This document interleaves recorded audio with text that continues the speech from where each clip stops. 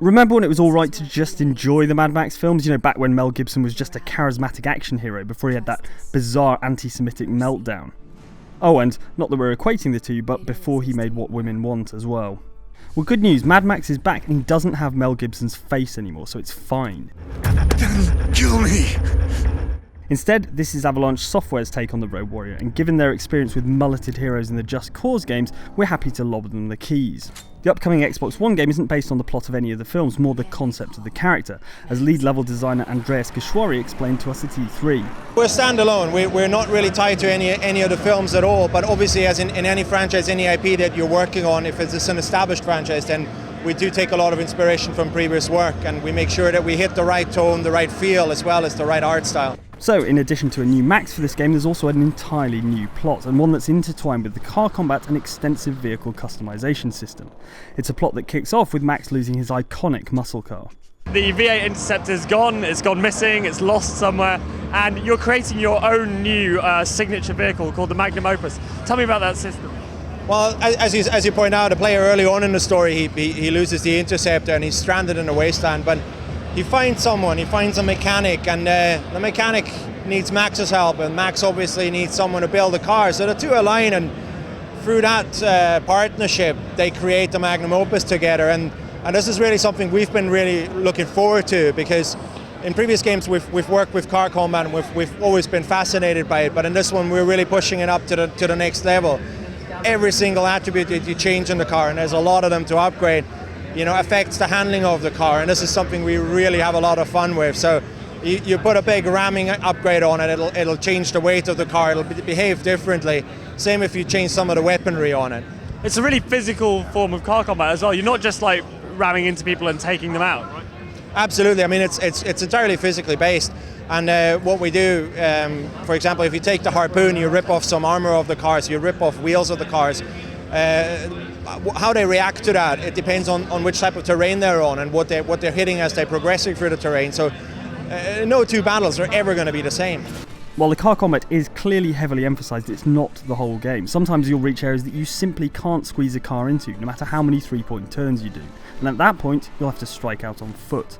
In terms of the on-foot stuff, is it only ever quite sort of brief encounters, or do you have like more extended levels where he's on foot? It's reasonably brief in the presentation we've given here, because we really wanted to showcase the car combat. We really wanted to showcase how we've pushed that up, because that's something that people recognize from previous titles. But in the game itself, it's just as big. The on-ground section is just as big as the car section is. It's a savage place, and obviously, as you probably also see from the trailer, ammunition is going to be quite scarce. You're going to have to scavenge. You're going to have to loot dead bodies. You're going to have to go into places and find resources, and then either craft or find ammunition or trade for ammunition. So this obviously to us in the studio means we can't count on the player having ammunition all the time. So there's a vast array of other weapons that the player can pick up from enemies and disarm them and use them against them. We're trying to make sure that the player always has something to work with, basically. The game's a huge open world which will apparently incorporate iconic locations inspired by the films. While Andreas wouldn't be drawn on Thunderdome making an appearance, which it obviously will, he was able to talk a bit about a vast sandy desert area that features in the game.